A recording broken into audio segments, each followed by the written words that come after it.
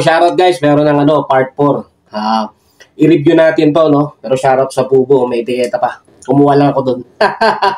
Play natin. Sa mahigit 3 araw na walang humpay na pagbuga ni Bagadang ng apoy na may tae-tae, sobrang baho na ng Flipalandia. Napakalaking perwisyo na ang naidudulot nito sa mga mamamayan. Nagwelga na ang mga act pricing habang umiiyak sa gilid si Abok. Dahil sa ingay ng protesta ay nagising ang isang natatanging nilalang. Ang alamat na hindi tinatabla ng karumal-dumal na amoy dahil mas madalas pa itong mag-birthday kesa maligo. Mas madalas pa mag-birthday kaysa maligo. Tapos amoy tae na yung Flipalandia, umiiyak na yung uprising. Grabe naman to. Isa pa. Walang iba kundi ang negrong mama na nagtataglay ng isa sa mahiwagang bato ng Flipalandia, ang BBC o Big Black Rat. Dahil sa hinaing ng mga mamamayan ay dali-dali itong pumunta sa lugar ng labanan. Si Zaitubol! Zaitubol! Utang ina, may katapat na ako rito Puro tae rin to The legendary negro. Zaitubol. Gago. Isa pa. Agad niyang sinugod ang Bobong Dragon. Mabilis ang kilos na parang batak na bata. Agad namang bumuelta si Bagadang at bumuga ng sunod-sunod na nag-aapoy na tubo. Nag-aapoy na tubol. Tarantado talaga. Grabe talaga tong Bagadang na to. Puta. Panoorin pa natin. Sila ng mga tae pero parang walang nangyayari. Ngunit sa dami ng nakalaban sa mahigit 3 araw ay medyo napapagod na ang Bobong Dragon.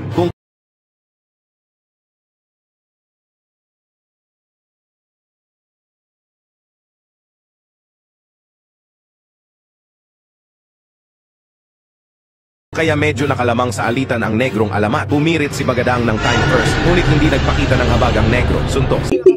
Time burst. Tapos hindi daw napagbigyan Puta, grabe naman yan. Puta, isa pa.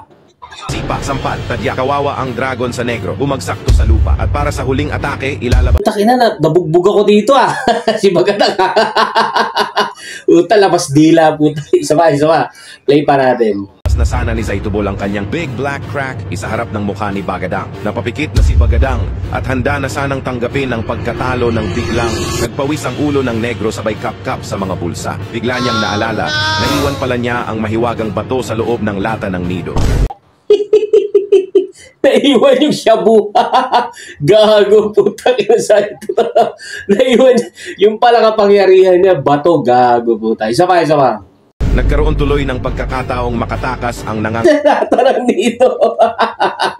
Di ba inahuli si Saito na mga pulis nasa lata ng nido yung tobats.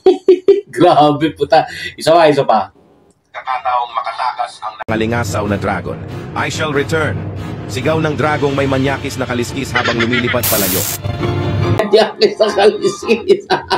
Nakatakas pa si Bagadang. Hindi pa rin natatalo. Tarantado talaga. Hayop yan. Hayop na istorya yan. At si Saito ang katapat niya. Kasi tae rin yun Gago. Alright.